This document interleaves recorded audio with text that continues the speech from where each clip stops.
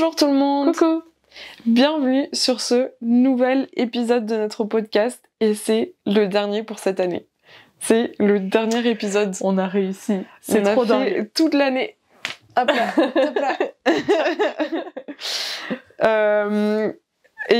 En fait, on a trop hâte pour cet épisode. Ça va être quelque chose de complètement différent de ce qu'on fait d'habitude, parce que c'est un épisode au sujet de Noël. Et du coup, Noël veut dire le Christ. Et donc, pour cet épisode, on a décidé de se concentrer sur pourquoi le Christ, c'est notre sauveur. Et on a décidé de prendre plusieurs écritures qui nous rappellent en fait du fait que c'est notre sauveur.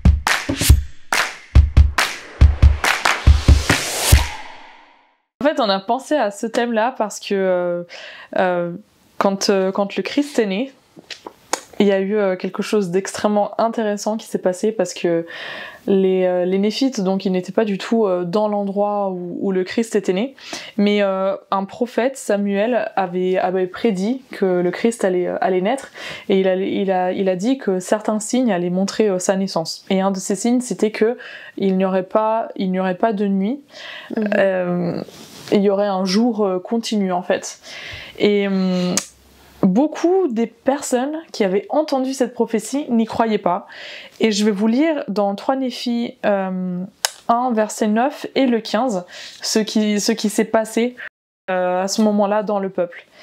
Donc ça dit « Or il arriva qu'il eut un jour fixé par les incrédules où tous ceux qui croyaient en ces traditions seraient mis à mort, à moins que le signe qui avait été donné par Samuel le prophète n'arrivât. » Et le 15, magnifique, « Et il arriva que les paroles qui parvinrent à Néphi s'accomplirent comme elles avaient été dites. Car voici, au coucher du soleil, il n'y eut pas de ténèbres, et le peuple commença à être étonné, parce qu'il n'y avait pas de ténèbres lorsque la nuit vint. » C'est très intéressant parce que les paroles que Néphi avait reçues, c'est que le jour même où il avait prié, qui était le jour que les incrédules avaient fixé pour mettre à mort les gens qui croyaient, en fait ce jour même-là, le signe allait apparaître et le Christ allait naître. Et en fait, je trouve ça incroyable. Donc le sauveur le Christ a toujours été notre sauveur, mais même en tant que bébé, par le simple, entre guillemets, événement de sa naissance, il a sauvé un peuple de la mort. Et je trouve que c'est incroyable comment vraiment sa destinée, sa mission, c'était de nous sauver. Et même quand il était tout bébé, il était même pas né, il venait de naître, il a quand même déjà sauvé un peuple. Ça me touche énormément et j'aime tellement cette écriture, j'aime tellement cette histoire. Voilà, je pourrais en parler pendant des heures. Merci. Et du coup, on va commencer avec les autres petites écritures qui nous rappellent du fait que le Christ est notre sauveur. On a décidé de prendre, vu qu'on a étudié le livre de Mormon cette année, on a décidé de prendre que des écritures dans le livre de Mormon. Du coup, si jamais vous nous voyez utiliser que le livre de Mormon, c'est normal.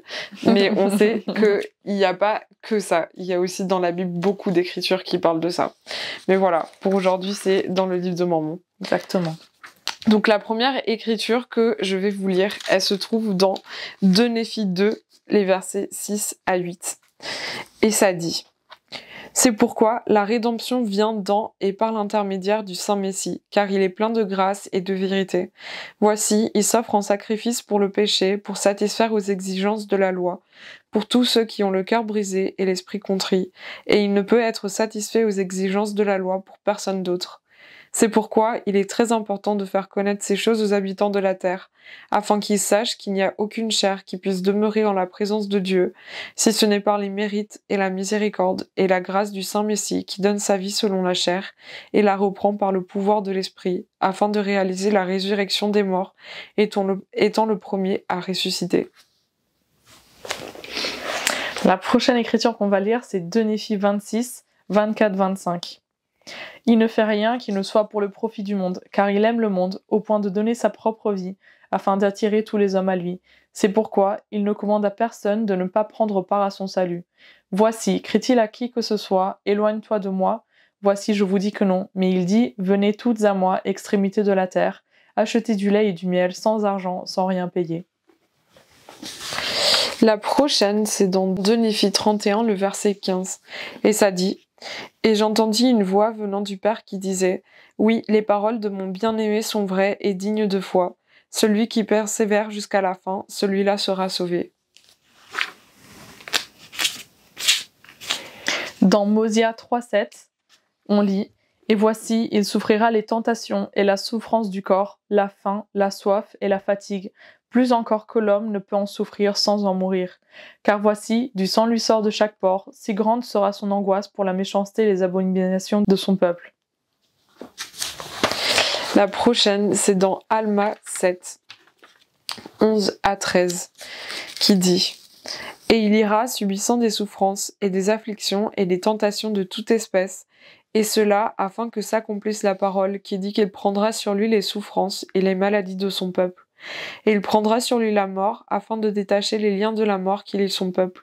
Et il prendra sur lui ses infirmités, afin que ses entrailles soient remplies de miséricorde selon la chair, afin qu'il sache, selon la chair, comment secourir son peuple selon ses infirmités. Or, l'Esprit sait tout. Néanmoins, le Fils de Dieu souffre selon la chair, afin de prendre sur lui les péchés de son peuple, afin d'effacer ses transgressions, selon le pouvoir de sa délivrance. Et voici, tel est le témoignage qui est en moi. » Dans Alma 34, 15 à 16, on lit « Et ainsi il apportera le salut à tous ceux qui croiront en son nom, ceci étant le but de ces derniers sacrifices, réaliser les entrailles de miséricorde, ce qui l'emporte sur la justice, et fournit aux hommes le moyen d'avoir la foi qui produit le repentir.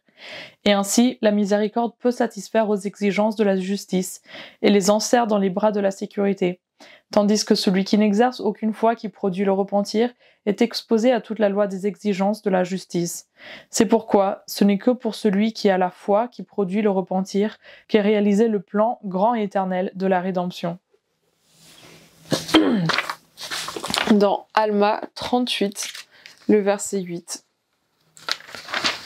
ça dit « Et il arriva que je fus 3 jours et 3 nuits, l'âme remplie des souffrances et des angoisses les plus cruelles. Et ce ne fut que lorsque je criai au Seigneur Jésus-Christ pour implorer miséricorde que je reçus le pardon de mes péchés. Mais voici, je criai vers lui et je trouvai la paix pour mon âme. » Donc dans Élamans 14, 15 à 17, « Car voici, il doit sûrement mourir pour que le salut puisse venir. Oui, il lui convient et il lui devient nécessaire qu'il meure pour réaliser la résurrection des morts, afin qu'ainsi les hommes soient amenés en la présence du Seigneur. Car toute l'humanité étant retranchée par la chute d'Adam de la présence du Seigneur est considérée comme morte, tant en ce qui concerne les choses temporelles qu'en ce qui concerne les choses spirituelles. Mais voici, la résurrection du Christ rachète l'humanité, oui, toute l'humanité, et la ramène en la présence du Seigneur. » Et enfin, dans 3 Néphi, le chapitre 9, le verset 14, ça dit « Oui, en vérité, je vous le dis, si vous venez à moi, vous aurez la vie éternelle. Voici, le bras de ma miséricorde est étendu vers vous, et celui qui viendra, je le recevrai. Et bénis sont ceux qui viennent à moi. » Donc voilà, ça c'est les écritures qu'on voulait partager avec vous. Et pour partager, on va partager nos témoignages. Personnellement, je sais que le Christ, il a une très grande importance dans ma vie.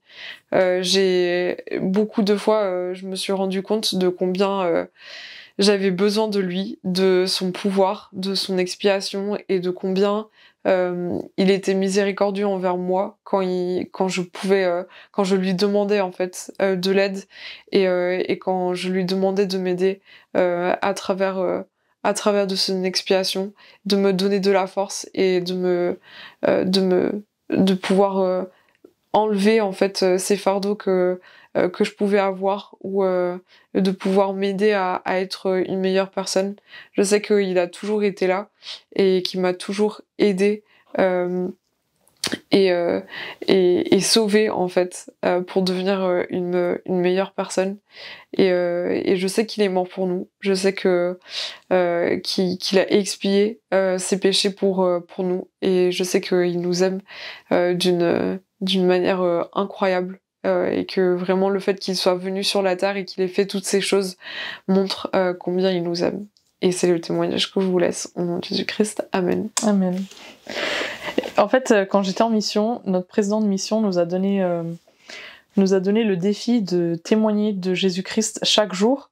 Donc déjà on le faisait parce qu'on parlait de Jésus-Christ tous les jours dans nos enseignements, mais il nous a demandé de le faire en chaque fin de journée avec notre collègue. Donc je devais rendre mon témoignage chaque jour de Jésus-Christ à ma collègue. Et franchement, au début, c'était très dur pour moi. Je ne voyais pas je n'arrivais pas à voir qu'est-ce que je pouvais dire de plus que ce que j'avais déjà dit pendant la journée, ou qu'est-ce qu'il m'avait apporté à moi personnellement. Et au fur et à mesure de ce défi, je me suis rendu compte que mon témoignage pouvait durer facilement 10 à 15 minutes avec ma collègue, et j'avais encore plein de choses à dire. Et en fait, ce que j'ai vu pendant cette année, c'est exactement... Je suis en train de ressentir exactement la même chose. Grâce à tous les épisodes qu'on a filmés, grâce à tout ce qu'on a étudié dans les Écritures, je me suis rendu compte de l'importance que Jésus-Christ a dans ma vie. J'avais un peu perdu cette vision après la mission, et avec beaucoup de choses dans la vie. C'est très simple de perdre la vision de l'importance de Jésus-Christ dans notre vie. Et tout ce qu'on a lu là et tout ce qu'on a lu pendant l'année, ça m'a fait me rendre compte de combien Jésus-Christ nous apporte. Ce qui m'a énormément touchée, surtout, c'est ce qu'on a partagé dans l'épisode il y a 2 semaines au sujet de la foi, de l'espérance et de la charité. Et de comment vraiment Jésus-Christ est notre espérance. C'est en lui qu'on doit mettre notre espérance. Et que grâce à lui, tout simplement, sans lui, en fait, on ne pourrait pas avoir d'espérance. On serait voué à une vie où on vit tout simplement pour vivre. Alors que grâce à lui, on a un objectif. On sait vers où aller, on sait vers qui se tourner, on sait à quelle personne on peut demander de l'aide sur cette terre, et surtout on sait que Dieu est là pour nous aider. Et c'est toutes des choses que je ressens de plus en plus fort, et que j'espère pouvoir développer encore plus pendant le reste de ma vie.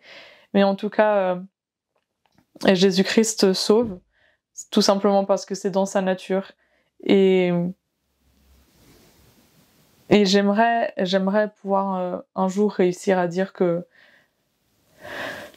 j'ai été si bonne disciple de Jésus-Christ que j'ai réussi à prendre part aussi à son œuvre et à aider d'autres personnes à être sauvées, tout simplement par l'évangile que je partage autour de moi.